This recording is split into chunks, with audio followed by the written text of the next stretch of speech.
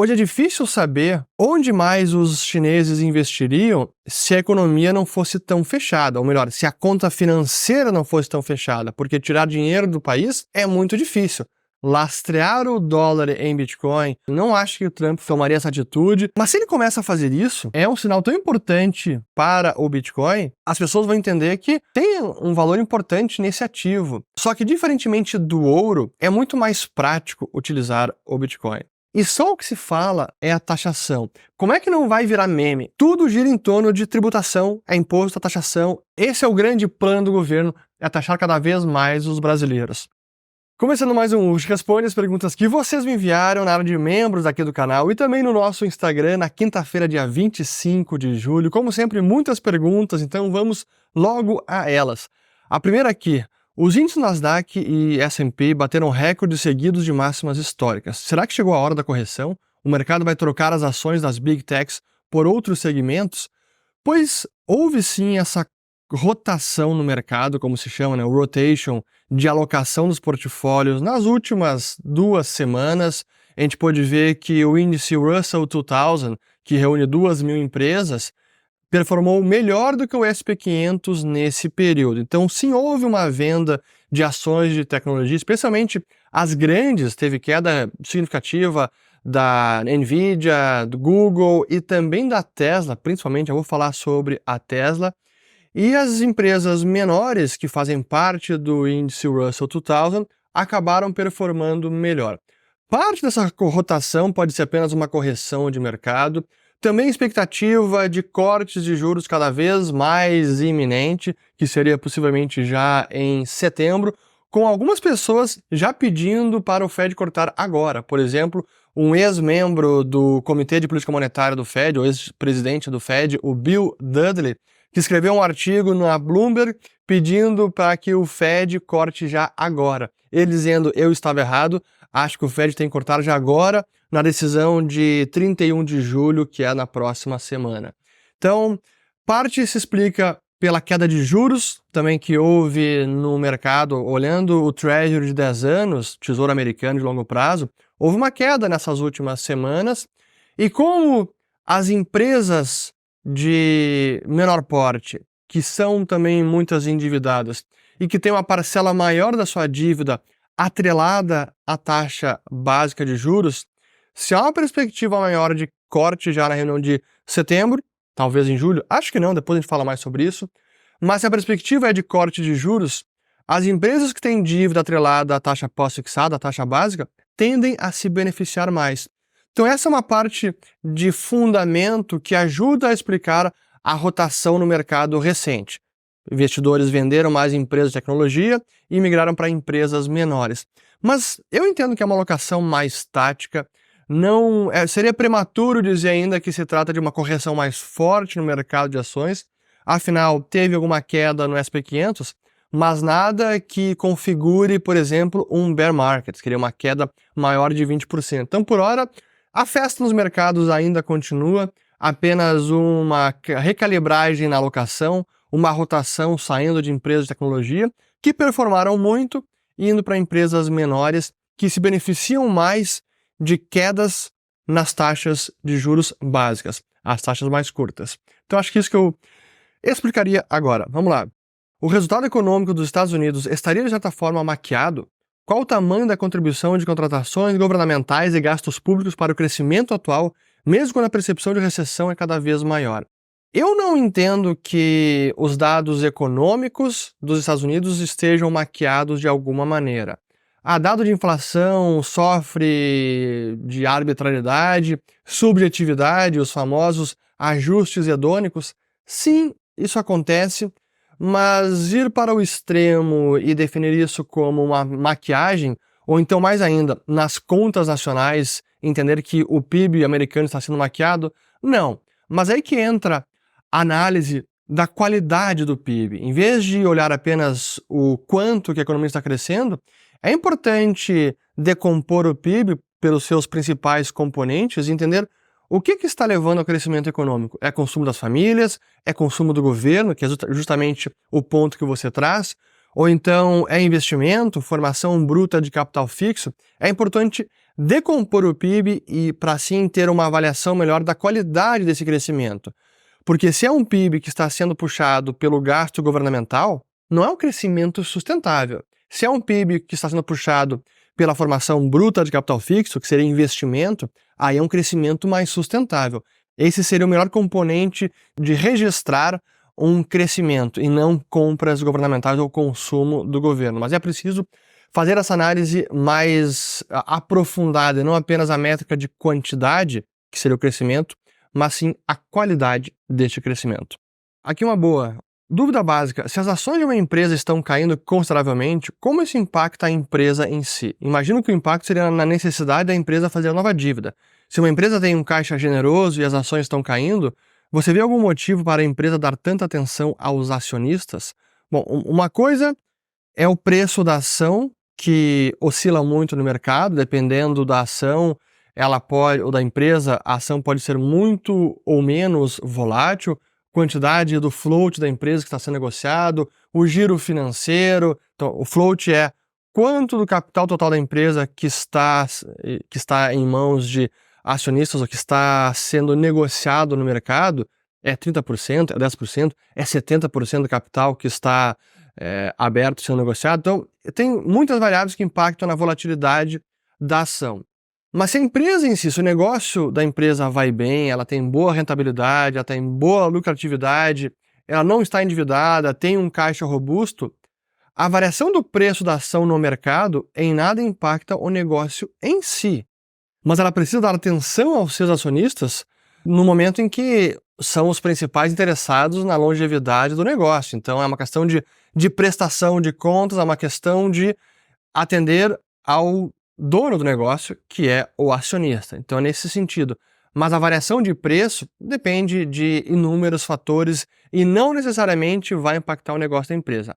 A não ser que há algum covenant, por exemplo, alguma dívida que foi emitida e que, de certa maneira, está atrelada ao preço da ação. Se a ação cair para tal patamar, isso vai disparar um gatilho de a dívida tem que ser repagada prematuramente. Então, depende de dívida que foi emitida que pode estar atrelada ao preço da ação.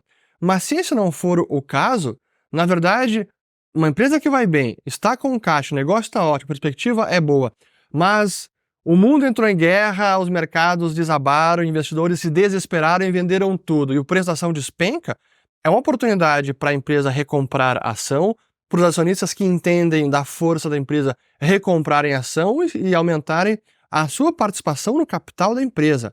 Mas a ação em si, o preço da ação, nada diz sobre o negócio. Então, é claro que se precifica na ação a perspectiva da empresa, mas no curto prazo, inúmeros fatores podem fazer a ação ir para cima ou para baixo. É o sentimento, é a economia mundial, é um ruído político e não apenas a perspectiva ou a solidez do negócio em si, da empresa. Por que tem gente que acha que o dólar fraco é ruim para o governo americano, se a dívida deles é totalmente em dólares? Não que o dólar fraco seja ruim para o governo americano. Imaginando o cenário de um governo muito endividado, eles têm hoje nos Estados Unidos mais de 120% de dívida PIB. Se um dólar fraco significa maior inflação, a inflação maior vai corroer o valor da dívida, portanto, Estados Unidos, governo americano, podem repagar essa dívida inflacionando ela. Sim, é uma forma de entender que dólar fraco, que significa mais inflação, beneficia o Tesouro Americano. É verdade. O meu argumento, até que eu trouxe no outro vídeo sobre a agenda econômica do Trump, não é apenas a questão do dólar fraco, é a questão de endividamento crescente. É nesse sentido que a agenda econômica de Trump, caso ele implemente, primeiro caso ele vença as eleições, caso ele implemente ela na sua totalidade, caso ele consiga implementá-la, há dúvidas quanto a isso, eu volto a falar sobre isso, que eu tenho algumas perguntas exatamente sobre esse quesito, mas caso ele consiga cortar impostos que acaba aumentando o déficit, que sugere mais financiamento, portanto, aumento da dívida americana, isso seria uma fragilidade maior para a economia americana, para o Tesouro americano. É nesse sentido da agenda econômica, mas é nesse ponto específico e não apenas no dólar fraco. Espero que tenha ficado claro. Gostaria de saber que tipo de investimento a população da China faz. Olha, uma boa parte da população usa os imóveis, moradia, setor imobiliário, como seu principal ativo para preservação de patrimônio, como reserva de valor.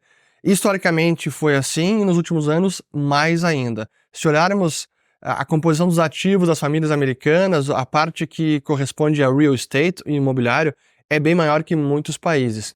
Isso em parte explica também por que as moradias ficaram tão caras na China. Comparando o quanto que um cidadão em Xangai ou Pequim precisa abrir mão de sua renda para comprar um imóvel, às vezes é o dobro do que se encontra em cidades no Ocidente, nos Estados Unidos, na Europa ou no Canadá. Então, os imóveis na China estão muito mais caros. Parte disso é explicado porque imóvel também é visto como o principal ativo de uma família. Mas a grande questão é que hoje é difícil saber onde mais os chineses investiriam se a economia não fosse tão fechada, ou melhor, se a conta financeira não fosse tão fechada, porque tirar dinheiro do país é muito difícil. Se já é para um estrangeiro, para empresas remeterem lucros para fora, imagina para um chinês. Então, os controles de capitais hoje impedem que os chineses realmente votem com seu dinheiro e escolham os principais ativos para formar o seu patrimônio, a sua poupança, a sua aposentadoria. Então é difícil realmente saber como seria no caso da ausência de controle de capitais. Pô, China abriu tudo, será que eles vão seguir investindo apenas na China ou desconfiariam mais do Partido Comunista e tirariam dinheiro do país? Só abrindo a conta financeira para saber a verdade. Qual é a probabilidade dos Estados Unidos adotarem o Bitcoin como reserva de valor similar ao ouro? Como isso afetaria o poder do dólar no cenário global? Seria possível que o valor do dólar diminuísse ou o uso do Bitcoin como lastro poderia de fato fortalecer a posição do dólar? É interessante porque a gente tem visto agora na corrida presidencial americana como esta pauta virou um item político, é uma pauta, Bitcoin, criptos, investimento nesse setor, como parte do setor de tecnologia, esse é um componente importante, Bitcoin e criptos. E o próprio Donald Trump tem sido um defensor maior de Bitcoin, inclusive expressando em algumas oportunidades a sua contraposição à CBDC, que é a moeda digital de Banco Central, também expressando a sua defesa de autocustódia, soberania sobre o seu próprio dinheiro, sobre o seu próprio Bitcoin. Ele falou já sobre isso. E é uma visão muito interessante. Agora, partir daí para o que seria o movimento que está na pergunta, lastrear o dólar em Bitcoin ou o Bitcoin, de alguma maneira, fazer parte maior no sistema financeiro hoje, sistema monetário, acho que ainda é prematuro imaginar isso. Não acho que o Trump tomaria essa atitude. Se quisesse, enfrentaria muita resistência de Federal Reserve, dos burocratas, do establishment, o estamento burocrático. Não é tão simples. Mas vamos exercitar o raciocínio. Se isso acontecesse, estamos lastreando agora parte das reservas dos Estados Unidos, do Fed, que hoje a maior parte é em ouro, se parte disso virasse Bitcoin. Então o Fed começaria a comprar Bitcoin. Ele está, na minha avaliação, melhorando a qualidade do seu ativo, que dá valor ou qualidade ao dólar emitido. Mas se ele começa a fazer isso, é um sinal tão importante e um selo de legitimidade, de valor tão importante para o Bitcoin, que, passado certo momento, as pessoas vão entender que tem um valor importante nesse ativo. Só que, diferentemente do ouro, é muito mais prático utilizar o Bitcoin. Pela nossa era digital, pela facilidade de transferência, de autocustódia, se daqui a pouco o próprio Fed tem Bitcoin e isso está, entre aspas, lastreando o dólar, eu posso usar o próprio Bitcoin nas minhas transações, aumentar minha alocação em Bitcoin. Então seria um movimento muito interessante e que no longo prazo acaba minando o próprio padrão dólar. No curtíssimo prazo seria bom para a qualidade do dólar, o ativo que está sendo usado como reserva dos dólares emitidos, mas avançando um pouco mais, isso vai minando a própria legitimidade do dólar como moeda. Porque se o Bitcoin é o ativo final que está lastreando o dólar, por que eu vou precisar usar o dólar? Vou usar diretamente o Bitcoin. Então, no curto prazo seria positivo para o dólar, no longo prazo seria o prego no caixão do padrão dólar. Na minha humilde avaliação. Mas estamos apenas exercitando o raciocínio. Não acho que isso vai acontecer na presidência Trump, caso ele vença. Ainda assim, é paradigmático o que está acontecendo, vendo o Bitcoin sendo pauta política na campanha presidencial e possivelmente sendo alvo de alguma política pública futuramente que vá beneficiar o setor como um todo, sobretudo o Bitcoin. Como eu digo, acho que eu fiz isso no passado já, aquele meme do o Bitcoin é um cavalo de Troia. Então, se o Fed compra Bitcoin para lastrear o dólar, é um cavalo de Troia. Então, no curto prazo, bom para o dólar, no longo prazo, ruim para o dólar. Aqui uma pergunta aleatória. Fernando, você é parente do mitológico baterista do Metallica, Lars Ulrich? Não, nenhum parente que eu saiba, não tem esse parentesco. Aqui, ó, boa pergunta. Muita gente já dando certa a vitória do Trump. O que você acha? Harris não tem chances. Você acredita que teremos Trump e Hillary novamente? E qual vice? As notícias mais recentes, eu estou gravando aqui na sexta-feira, dia 26 de julho, acabaram de divulgar o endosso do Barack e Michelle Obama. Então, o casal Obama estão apoiando oficialmente a candidatura da Kamala Harris.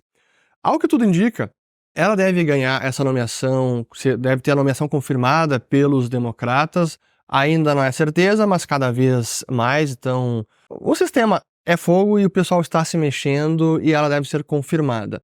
Ela não tem ganho muita probabilidade nas pesquisas, melhor, nas casas de apostas, analisando os sites. O Trump segue bastante, com uma margem bastante distante da Kamala Harris, então é o amplo favorito. Mas as eleições não estão ganhas. Achar que a vitória é certa, além de ser um pouco de salto alto, talvez, da parte do Trump, a vitória não está garantida, não. Mas considero, sim, que Trump tem um amplo favoritismo. Se já tinha com relação ao Biden, para mim tem ainda mais com relação a Kamala Harris. Tem mais pergunta aqui dela, eu vou depois responder, mas não, para mim a eleição não está decidida. Com o cenário atual no Brasil, a vitória do Trump mudaria o rumo da Selic e do dólar? Boa pergunta. Se Trump ganhar, ou se a Kamala Harris ganhar, eu não vejo nenhuma mudança significativa na política monetária do Fed. Nos Estados Unidos, há sim uma separação maior, há uma autonomia maior entre o Banco Central e o Executivo, que seria então o governo. E mesmo no passado, se a gente relembra, quando o Trump era presidente, as constantes falas e críticas dele, do Jerome Powell, críticas abertas, era seguido, dizendo que o Fed tinha que cortar, também dizia que o Powell estava trabalhando contra a nação, contra a economia americana. Então eu não vejo isso mudando, ganhe Trump, ganhe Kamala Harris, não vejo mudança da política monetária do Federal Reserve. Portanto, a eleição americana não deveria mudar o rumo da taxa básica americana, que, portanto, não mudaria o rumo da taxa básica brasileira, a Selic. A perspectiva agora é de cortes já em setembro, então reduziria esse piso que a taxa básica americana é um piso hoje para a redução da Selic, mas a gente segue vendo a deterioração das contas públicas brasileiras, o déficit tem crescido, e só o que se fala continua é a taxação. Por isso que a gente vê essa proliferação dos memes do Fernando Taxade, porque de fato, a única política, a preocupação primeira, é prioridade 1, 2, 3, 4 e 5 do governo, é imposto, é arrecadação, é carga tributária, aí é complicado. Então, e por isso que a gente está vendo também o dólar subindo aqui no Brasil e as taxas longas subindo. Essa última semana, Treasury americano de 10 anos chegou em 4,20, teve uma queda considerável. E o que aconteceu aqui? Subiram as taxas longas, tanto IPCA, NTNB, Tesouro IPCA, quanto DI Futuro, enfim. tudo subiu. Olha, o DI futuro 2033 voltou a superar 12% ao ano. E é muito mais por problemas domésticos e não a conjuntura internacional. E aí sobre o dólar, também não vejo mudando muito o rumo do dólar por conta de uma vitória do Trump ou vitória da Kamala Harris. Realmente existe uma independência maior de política monetária nos Estados Unidos do que existe no Brasil. E aí a pergunta seguinte, né? Mas tem alguma previsão de queda do dólar? Falando de cenário brasileiro, nessa última semana, emergentes sofreram mais, até teve uma queda no índice dólar, o DXY, Dollar Index. O iene japonês teve uma valorização expressiva nessa semana, porém emergentes, como o peso mexicano, o peso colombiano e o real brasileiro, se desvalorizaram bastante. O real chegou a 5,66 nessa semana. E, infelizmente, por conta de todos os fatores que a gente vem comentando nos últimos meses, haveria fundamentos para queda maior na taxa de câmbio. Então significa que o dólar poderia cair no Brasil, o real se valorizar.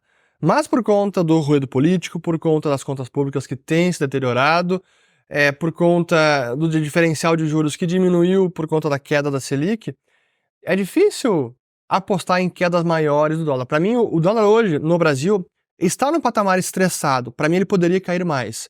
Para mim, já está num nível bem elevado. Mas está embutido aí temor, receio, falta de perspectiva com o fiscal, com a economia brasileira.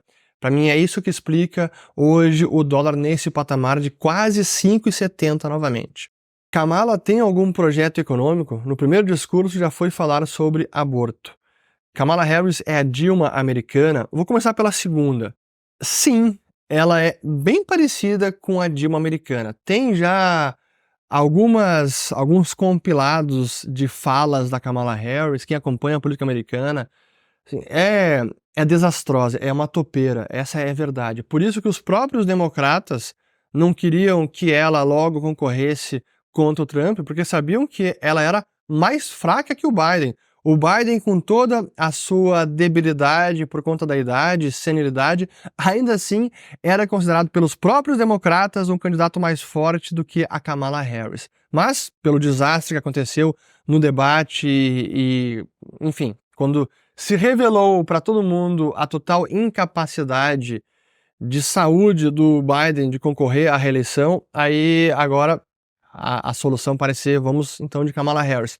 Mas ela sim, ela é equivalente à Dilma americana. Coloquem no YouTube e vejam, fala os melhores momentos da Kamala Harris, rir para não chorar. Mas aí o ponto, né? Ela tem algum projeto econômico? Até onde eu sei, não vi nenhum novo projeto Kamala Harris. Ela segue com a agenda do Biden, que para mim é um projeto econômico desastroso. Então não tem nada de novo até o momento.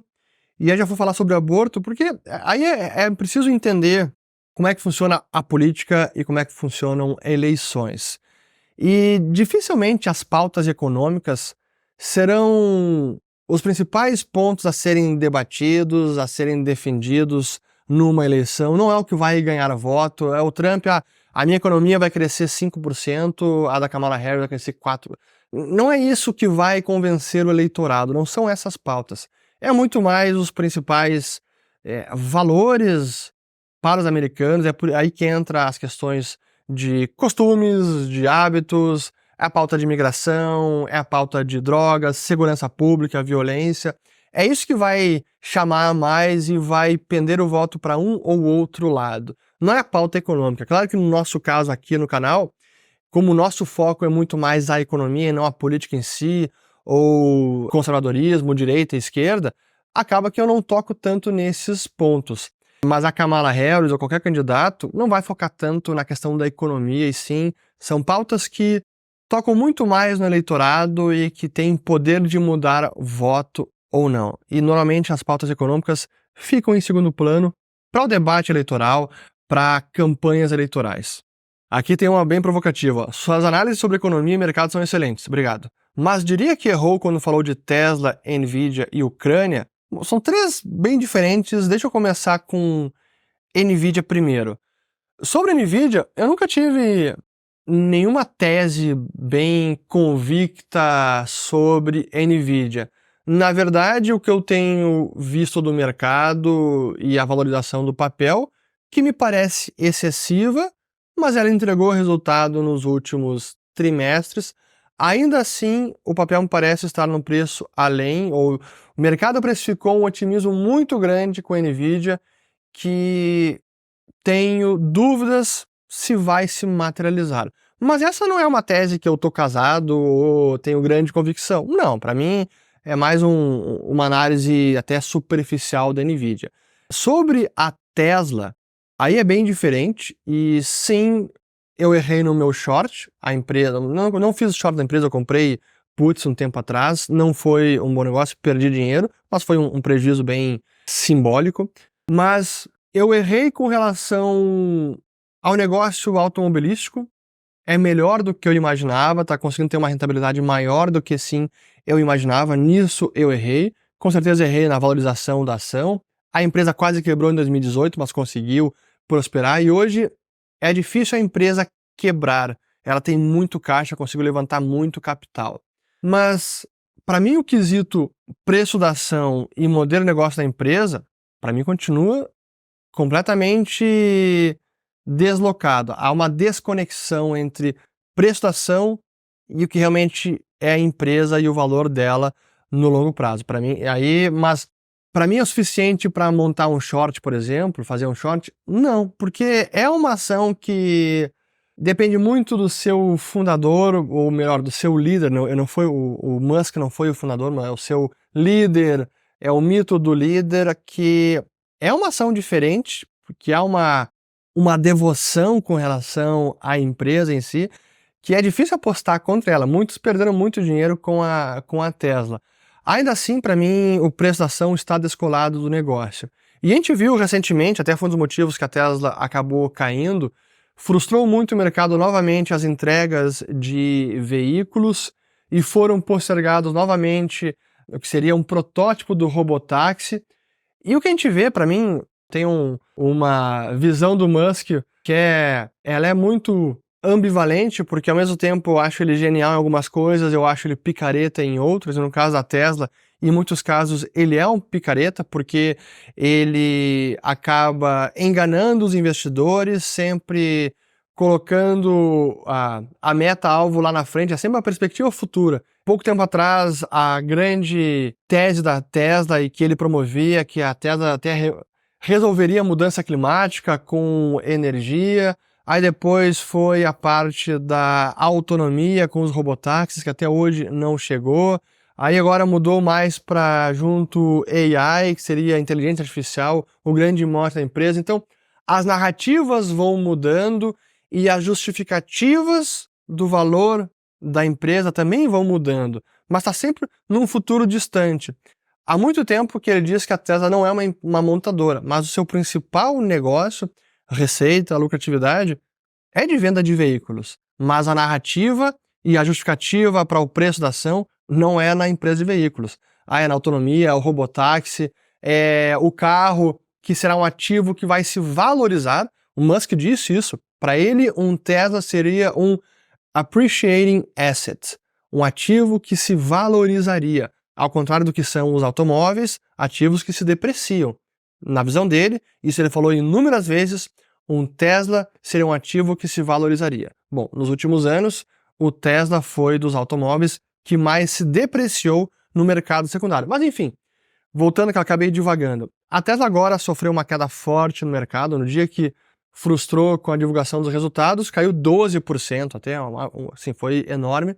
Mas ainda assim, não é uma tese que eu tenho convicção a ponto de fazer novamente um short, porque é uma devoção, como é que o pessoal diz? É quase uma seita em torno da Tesla e do seu líder Elon Musk. Mas eu ainda creio que o dia da verdade para a Tesla chegará. Não é agora, pode demorar mais, porque hoje financeiramente a empresa está muito mais sólida também. E sobre a Ucrânia, esse é um bom tema pelo seguinte, é preciso separar o que seria análise do que está acontecendo com o que seria o que eu acho correto e o que eu gostaria que acontecesse. O que eu gostaria que acontecesse? Primeiro, eu gostaria que a Rússia nem tivesse tomado a Crimeia lá em 2014, nem tivesse invadido a Ucrânia em 2022, e que se retirasse de todos os territórios e que a Ucrânia mantivesse a sua soberania sobre os seus territórios com total independência. Isso, para mim, é o que eu gostaria e é o que, na minha avaliação, é o correto. Agora, é preciso analisar a situação concreta e o que é possível politicamente e até mesmo militarmente. E quando a gente analisa essa situação, é que muitas pessoas acham que eu estou defendendo a Rússia e que eu estou justificando a agressão da Rússia ao invadir a Ucrânia. São coisas distintas. O grande problema que nós temos hoje é que é muito difícil resolver essa situação e, na minha avaliação, é muito difícil a Ucrânia vencer a guerra e expulsar completamente a Rússia dos seus territórios sem que o Ocidente entre de fato na guerra e se deflagre um confronto de proporções muito maiores. Portanto, o preço para a Ucrânia vencer a guerra me parece muito alto, com um risco elevado, e que hoje o mundo ocidental, a OTAN, não está disposta ainda a defender a Ucrânia dessa maneira. Portanto, analisando as opções, analisando a possibilidade de um acordo de paz, de um cessar-fogo, me parece que parte dos territórios da Ucrânia ou alguma perda a Ucrânia acabaria tendo para que acabe logo esse conflito. Para mim, politicamente, esse parece ser o desfecho com maior probabilidade de acontecer. Para mim é o ideal, é o que eu gostaria? Não, não é. Mas, infelizmente, na geopolítica é assim que funciona. Então é preciso separar. E só lembrando importante sobre a Ucrânia, voltem lá no meu canal em janeiro de 2022, que eu fiz um vídeo dizendo que a Rússia vai invadir a Ucrânia. E eu fiz esse vídeo não porque eu gostaria que isso acontecesse, muito pelo contrário, mas sim porque eu estava, naquele momento, muito imerso nesses assuntos e lendo bastante, e a conclusão que eu cheguei é que a probabilidade da Rússia invadir a Ucrânia, naquele momento, era enorme. E muitos foram me criticar, não, tá completamente errado, isso jamais vai acontecer, jamais, no século XXI, um país desse tamanho invadir um outro país democraticamente livre, etc., tomara que não aconteça, mas as evidências estavam se acumulando que esse era um cenário altamente provável. Chegou no dia 24 de fevereiro de 2022 e o que aconteceu? A Rússia invadiu a Ucrânia. Injustificada? Sim. É uma agressão? Sim. É incorreto? Sim. Mas é a realidade que se pôs. E agora eu não defendo jamais a Rússia por ter feito isso, mas eu estou naquele momento eu estava explicando por que isso acabaria acontecendo como aconteceu. Então, se olhar o meu histórico de análise sobre a guerra da Ucrânia, eu diria que ele foi bastante certeiro. Gostaria que a Rússia saísse dos territórios e perdesse essa guerra, mas infelizmente não parece ser tão fácil assim. O Trump já disse que tem uma ideia de negociação de paz e que Putin também já se colocou, já mostrou uma receptividade a uma negociação de paz. É o que todos gostariam? Não, mas na geopolítica não funciona dessa maneira. Então não acho que eu errei com relação à análise da Ucrânia, não. Aqui, Moisés, por que você não é adepto do Physical Gold? O ETF não tem desvantagem? Boa, excelente pergunta. Por que eu não sou adepto do Physical Gold? Por conta da grande desvantagem que existe no ouro físico, no seu manuseio, na sua custódia, na sua transferência. E é justamente aí que o Bitcoin é muito superior, e para mim, por isso, o grande concorrente do ouro no longo prazo é o Bitcoin. E pela sua superioridade tecnológica. E quando a gente pensa assim, vou custodiar o próprio Bitcoin, excelente, eu posso custodiar com baixo custo e com muita segurança, e posso transferir também tudo isso sem depender de nenhum terceiro. No caso do ouro, transferir o ouro, ou tem que encontrar a pessoa pessoalmente, ou preciso usar um terceiro para transportá-lo para outra cidade, país, etc. Então, é muito mais complicado o ouro nesse sentido, o ouro físico. Por isso que eu não gosto tanto do ouro físico como um investimento, pela sua impraticabilidade. Não sei se existe essa palavra, acho que sim. Mas enfim, você acredita na possibilidade de fraude eleitoral nos Estados Unidos? Sim, infelizmente essa é uma possibilidade. Eu acredito que exista a intenção especialmente do Partido Democrata, usar todos os meios possíveis para ganhar a eleição. Se vai acontecer, eu não tenho a menor ideia, mas para mim que existe possibilidade, sim. Só passando para agradecer o Nas Fronteiras do Dinheiro, cada documentário está sensacional. Valeu, obrigado, que bom que está gostando, e realmente eu concordo, os documentários estão espetaculares, e os da segunda temporada, que são mais históricos também, assim, é demais, dá muito orgulho do trabalho que está sendo feito. O que muda para o petróleo se Nicolás Maduro jogar a toalha? Por exemplo, pedidos de asilo político. Bom, realmente a gente vai ter eleição na Venezuela nesse domingo, muito tensa, difícil saber o que vai acontecer. A Maria Corina Machado já teve uma tentativa de assassinato, ela é uma líder da oposição, inclusive eu lembro que eu troquei mensagens com ela em 2014, quando a gente tentou trazer ela para o Fórum da Liberdade em Porto Alegre, e na época ela tinha receio de deixar o país, não conseguir voltar, olha a loucura naquela época, mas é interessante a hipótese. Se vence a oposição, Maduro chavismo, o bolivarianismo deixa o poder na Venezuela e a Venezuela volte a ser um país minimamente organizado, estável e o setor do petróleo é reerguido, a Venezuela pode passar a ser novamente um forte produtor de petróleo. Será que teria possibilidade de impactar a oferta de petróleo mundial a ponto de até influenciar o preço do barril? Talvez mais a longo prazo, mas não no curto prazo. Essa seria a minha aposta. Mas seria interessante ver, e positivo para o mundo, ver a Venezuela voltar a ser um país minimamente decente. Aqui, ó, a fala do Lula sobre o imposto sobre herança. Teremos que devolver tudo ao Estado? E aí uma pergunta aqui, é bom passar pano pro Tachad, Fernando Haddad? Olha, não lembro de ter passado pano pro Haddad, pelo contrário. Mas enfim, eu separei as duas perguntas juntas porque é impressionante. Agora a gente viu a declaração teve a reunião dos ministros de Fazenda do G20, o Brasil está na presidência do grupo dos 20 maiores países, né, o G20, e na declaração que deve ser logo emitida, a declaração conjunta, o governo brasileiro, por meio do Fernando Haddad, conseguiu convencer todos a incluir uma menção sobre a intenção de taxação de grandes fortunas. Cara, essa é a grande vitória do ministro da Fazenda. Então, como é que não vai virar meme? Assim, tudo gira em torno de tributação, é imposto, a taxação, é só sobre isso. Agora taxação sobre grandes fortunas, taxação sobre herança.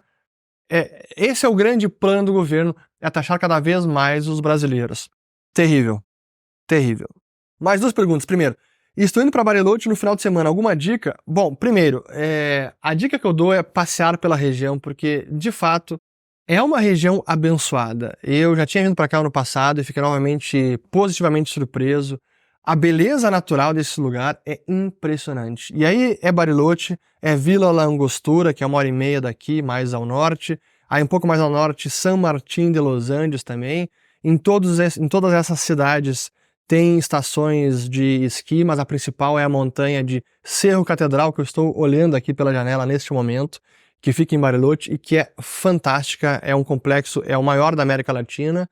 E então circule bastante pela região, passeie de carro, porque são vistas sensacionais, paisagens impressionantes, é realmente lugar de cair o queixo, é muito bacana. E claro, a culinária aqui que é muito boa, a carne, o churrasco, os vinhos. Está mais caro do que o ano passado, sim, mas eu diria que os preços voltaram a uma normalidade. Ainda assim, está acessível para o turista brasileiro, não são preços de Nova York ou outras metrópoles, grandes cidades na Europa. Então, ainda é um local bem acessível. Então, a minha dica seria, explore bem a região, de preferência de carro, para poder conhecer vários pontos, porque, assim, passeando pela estrada, por exemplo, de Vila La Angostura até Bariloche, a cada 200, 500 metros você quer parar para tirar uma foto, porque é sensacional. Então, conheçam essa região toda aqui.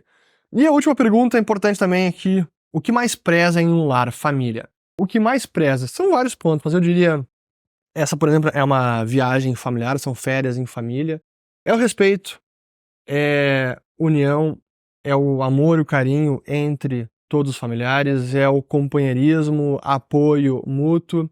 E com relação aos filhos, eu diria que é educação, é dar limite e disciplina. Talvez isso hoje seja um pouco subestimado, mas dar limite, saber dizer não aos filhos, que eu sei que é muito difícil, mas é das palavras mais importantes na criação dos filhos, na minha avaliação, é não. Saber dar limite, disciplinar e criar com esse tipo de educação, para mim, respeito e, claro, honestidade, isso tudo é fundamental.